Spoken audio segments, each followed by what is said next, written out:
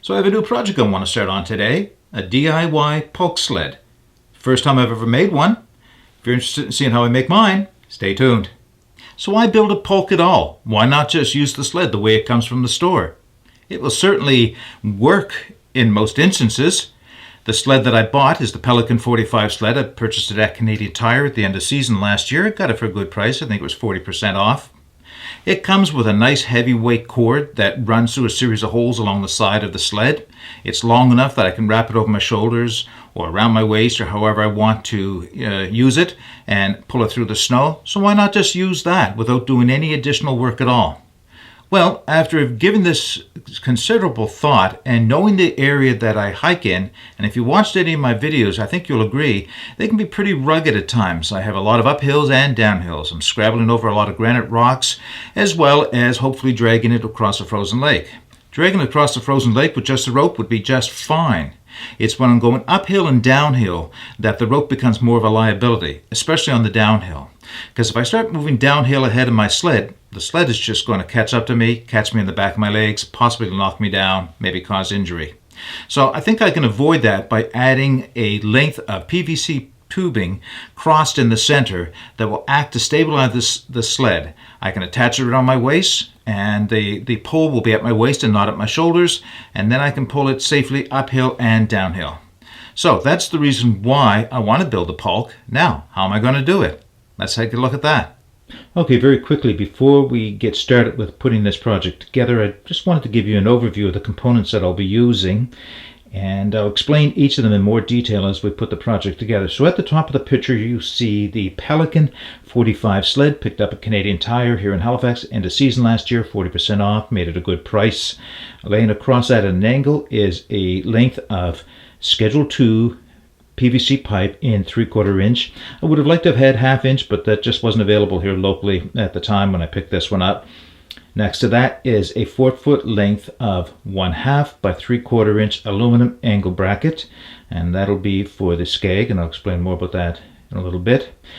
In the middle of the picture you will see a series of metal rings and quick links and hardware, a little nuts, bolts, screws, 2 black straps all coiled up. They are Camlock storage straps, which I'll explain later. A length of mule tape, a green web belt, and a small red strap that's going to be used for tensioning the mule tape, but I'll explain more about that later as well.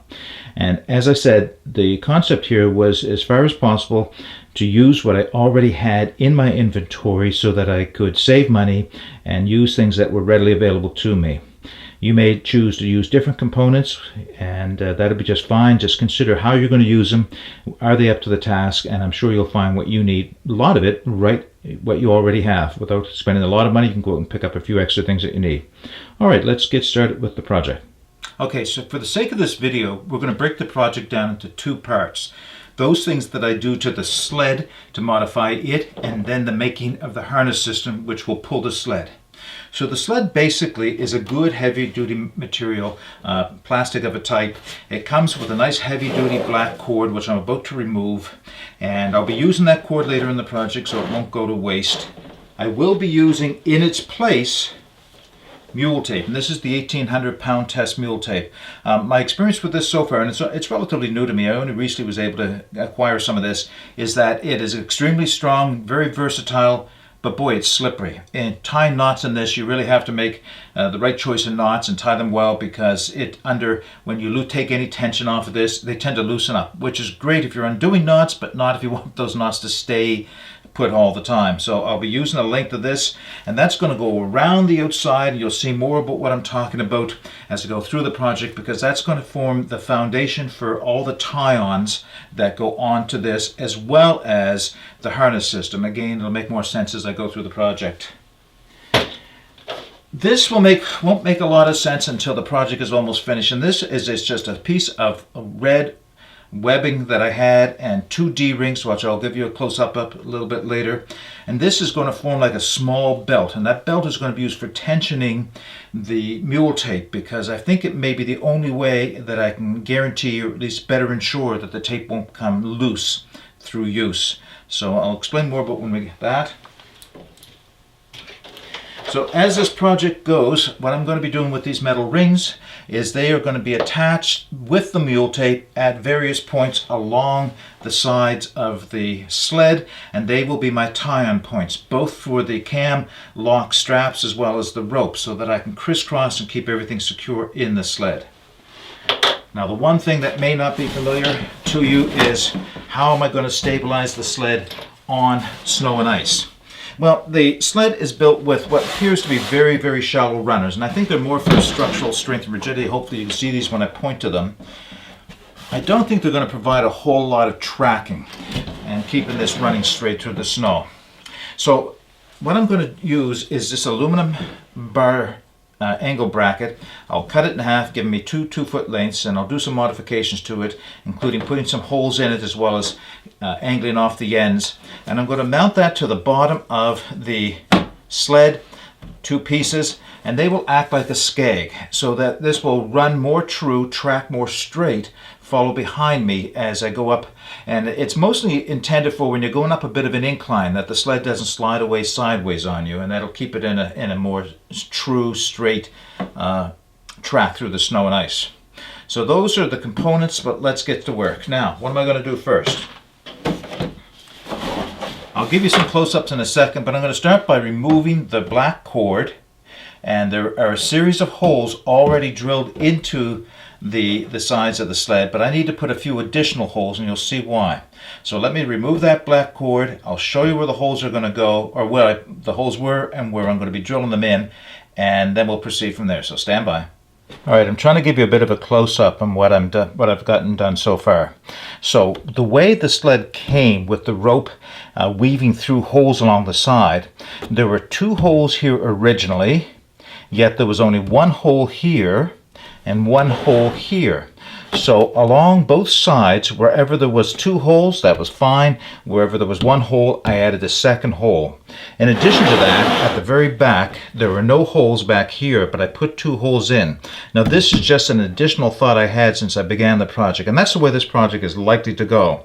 I had an idea in my head where I want it to be, but as you move through a project, ideas can change. So these are 2 additional holes that I'm going to be looping my mule tape through. Now, why and how am I looping my mule tape through? Well, I will show you what I'm going to do, but I'll do most of the work off camera. So just before I do it off camera, let me show you what I will be doing. Now, hopefully this is going to make a bit of sense as I go through it. So I'm working at the back of the sled.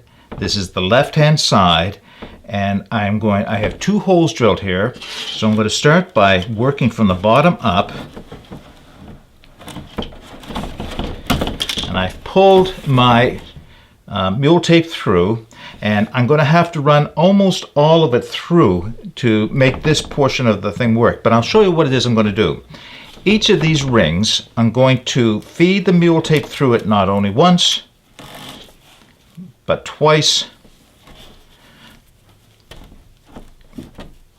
so that and then run it back down through the hole. It'll make sense in a second. At least it will to me anyway.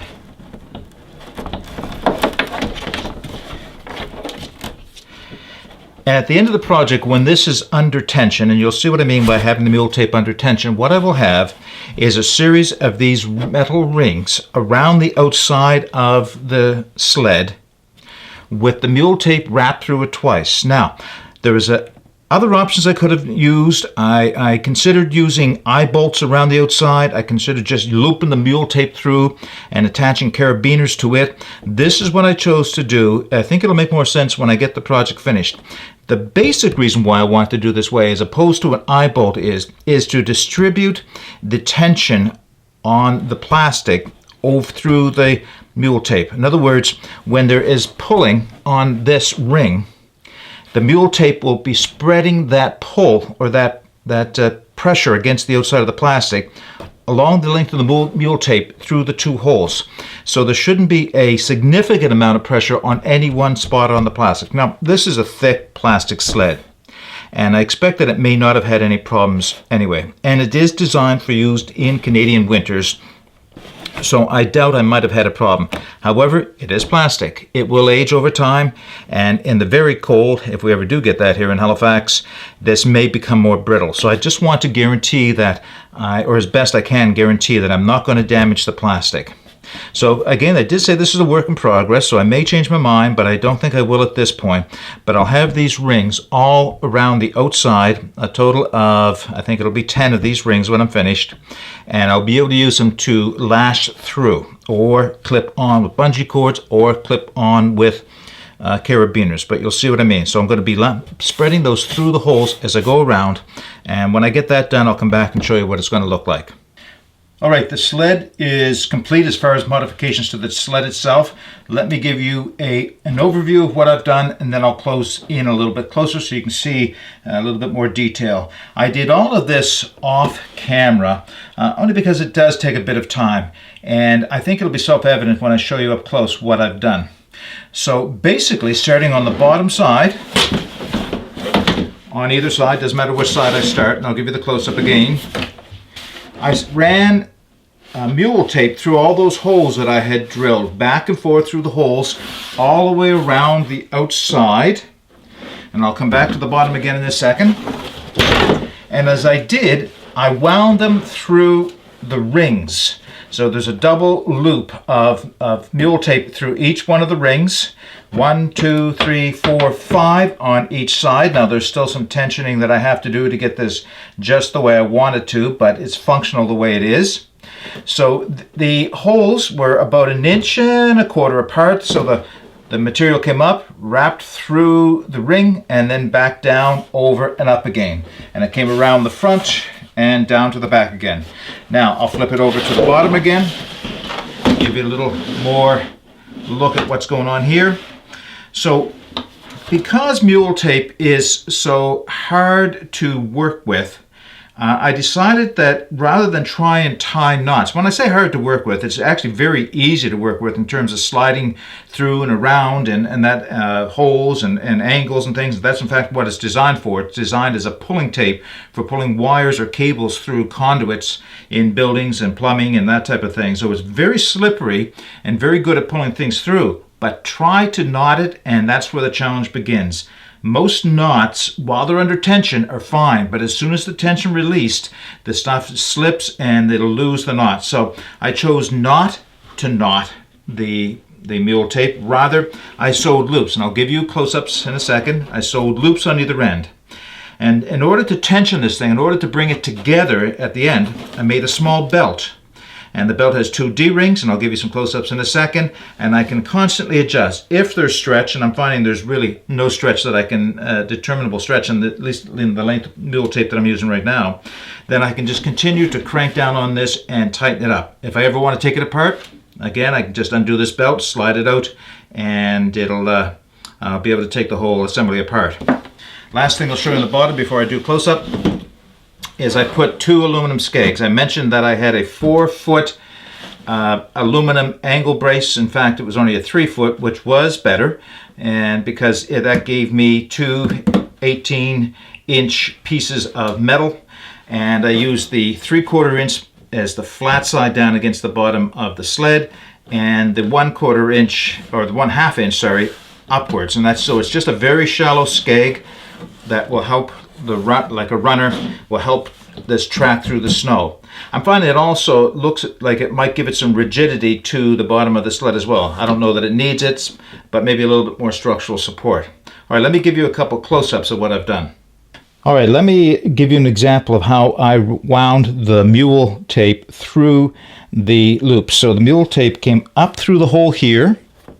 I wound it twice through the ring and then back down through the hole here. So you see that they are laying flat right now on top of the plastic, but they will sit upright, and they're not perfect. They're at a slight angle, but for the purpose of this, that's not a problem at all.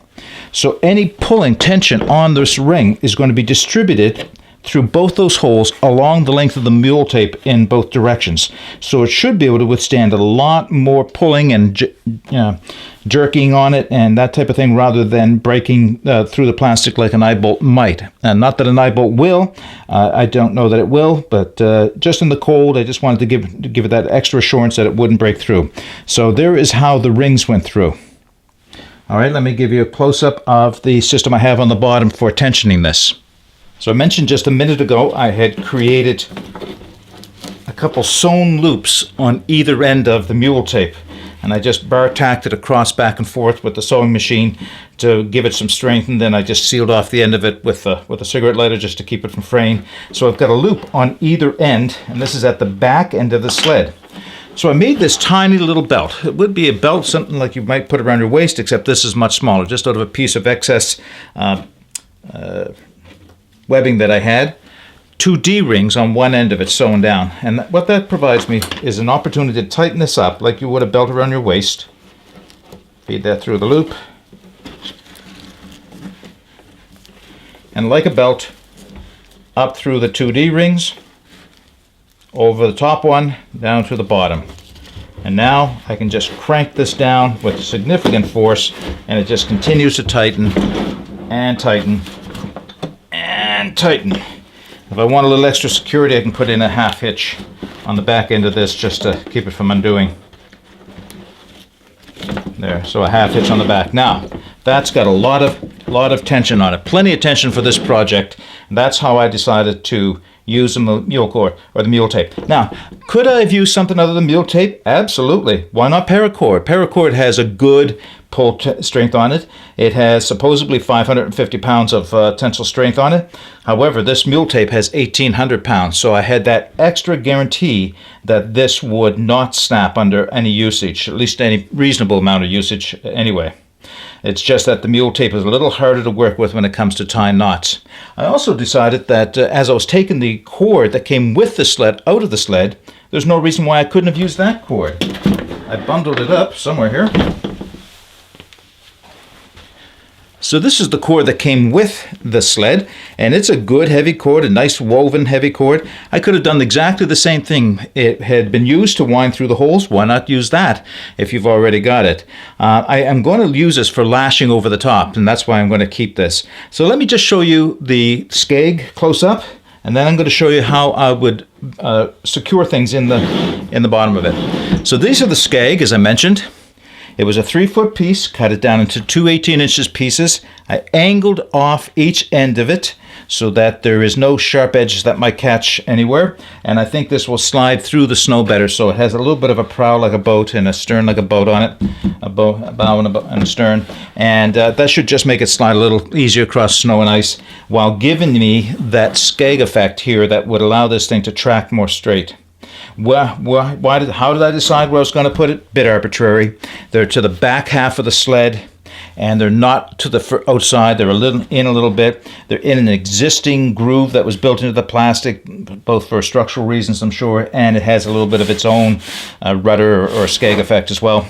So that's the reason I chose to do that. Now, let me flip this over, and I'll show you how I would secure something inside of it. So in deciding what I was going to do in terms of the attachment points, I had looked online, and there were a number of videos that had just some very simple ideas of just running the loop material back through and using those loops for places where you could use bungee cords or ropes or something. Now that was great, but if you pull ropes through ropes long enough, they're going to burn their way through, so I decided to put a ring. I've seen others that use carabiners at this point. That would work also. This was cheaper, much cheaper. It's only about $1.50 a pair for these nickel-plated rings, and they'll last long enough, and they're plenty strong enough for what I'm going to do. So this gives me a couple of options. I had a pair already on hand of cam straps that are cam buckle straps. They're for low-bearing straps for tying tie-downs on top of the roof of a car. It's not a ratchet strap so much as it's just a cam buckle. And I have it run through a pair of the rings right now, and that will tension down a long ways. Now I've got a lot of extra strapping material here, so I can have quite a huge bundle inside of this, and that'll give me plenty of strap to work over. And that excess strap, I could even run that through some of these rings if I want to. So I have 2 of these that I will use probably through these 2 sets of rings.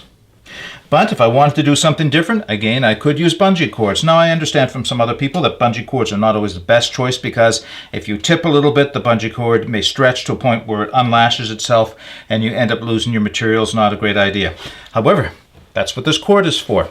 I can run the cord through these rings at the same time as using these. There's nothing stopping me from doing both at the same time. A cargo net is another little item that I could pick up, a piece of cargo netting that I could use to secure things with. So now I have options, but I'm probably going to go the simplest way unless I decide later that I need to do something more advanced than what I've got right now. Again, the philosophy here was cheap, easy, and readily available materials. So now we move on to the next portion of the project, and that is the harness system. And I'll start with just showing you here the front two rings, although they are attachment points for tying materials into and securing them into the load, they're also going to be the attachment points for my harness at the sled. So let me get my materials for the harness system and I'll show you what I'm going to do there. Okay, next step, the harness system. So I cut my 3/4 inch PVC pipe into 2 equal halves, and I discovered something I was a little disappointed in. It wasn't 10 or 11 feet, it was 9 feet long. Now I'm not sure if I had at some earlier point cut a piece off of this or if I somehow ended up with a 9-foot piece when I bought it. So I have 2 pieces 4.5 feet long. I would have preferred them to be between 5 and 6 feet. That's what seems to be the common figure for most people who are building these Pulk sleds, is between 5 and 6 feet. But when I looked at it at the length of these and I kind of set it up against the sled, 4.5 feet doesn't look all that much too short. In fact, I'm thinking right now, my experience may differ after I get out in the woods, but I'm thinking that that little bit of shorter length will still give me the distance I need separating me from the sled so I don't get kicked in the back of the heels by the sled, but allow me a little bit more maneuverability in tight areas in the woods. Some of the trails I go on are pretty tight, and in fact I'll be just going between trees and not on a marked trail at all. So a little bit more control because it's a little bit closer to me, less length between me and the sled might actually be a benefit. Only time will tell. So what have I got to do next? Here's one of the pieces of PVC pipe. Here is a length of mule tape already cut, and I'll give you a close-up in a second. And 2 quick link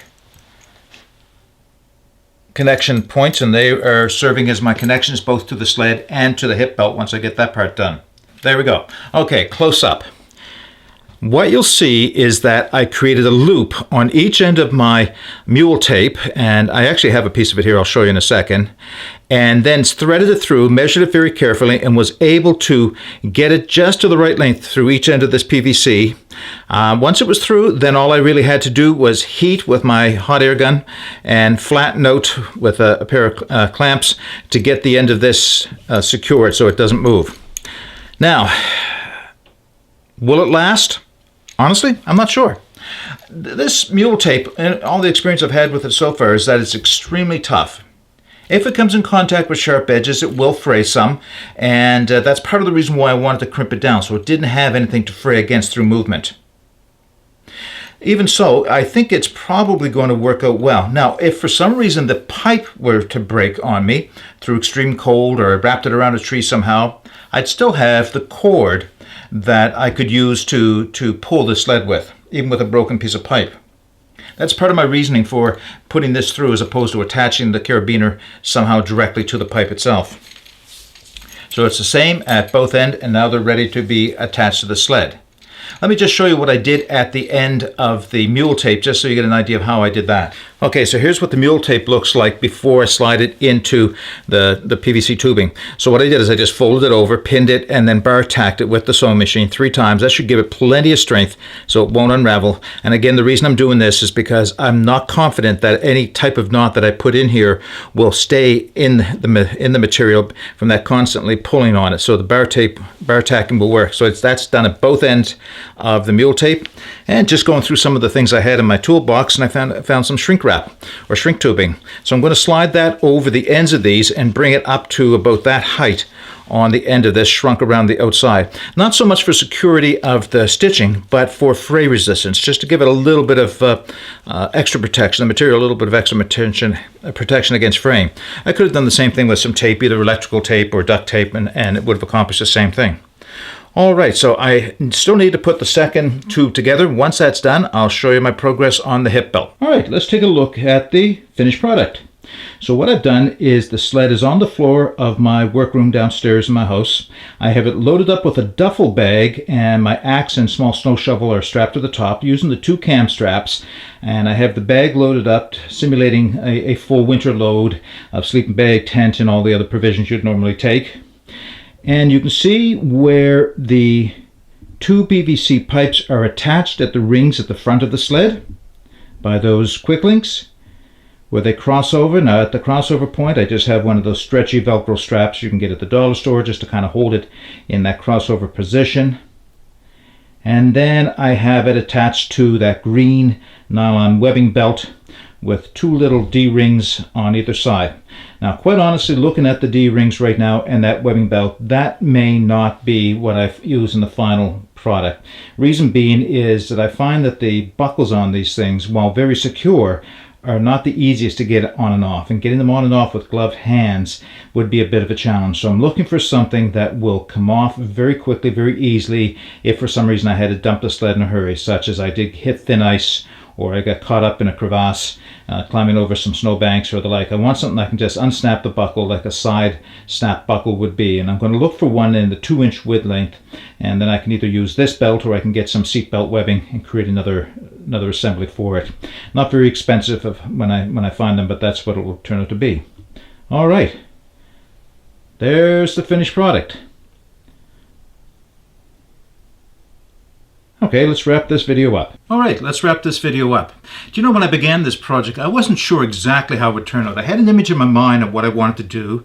And again, the philosophy was use whatever I had available to me here so that I didn't have to spend a lot of extra money that I hadn't already spent on pieces to this. So very inexpensive project for me, a lot of which I already had. The mule tape, the PVC, the piping, the sled itself. So the web belt, I had all those, and all I really needed to pick up were those metal rings and the quick links, and they only cost a couple dollars a set, so that was a relatively inexpensive project. Took me a little bit of time to put it together, but really not that bad. In fact, kind of fun working on a DIY project like this.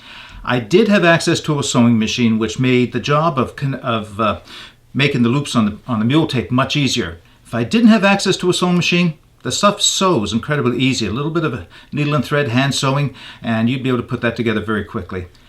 Could I have used knots in it? Possibly. I think, though, I'm glad I didn't use knots, because my experience so far with the mule tape is that it tends to unknot very easily. I might have put glue inside the knots to hold them.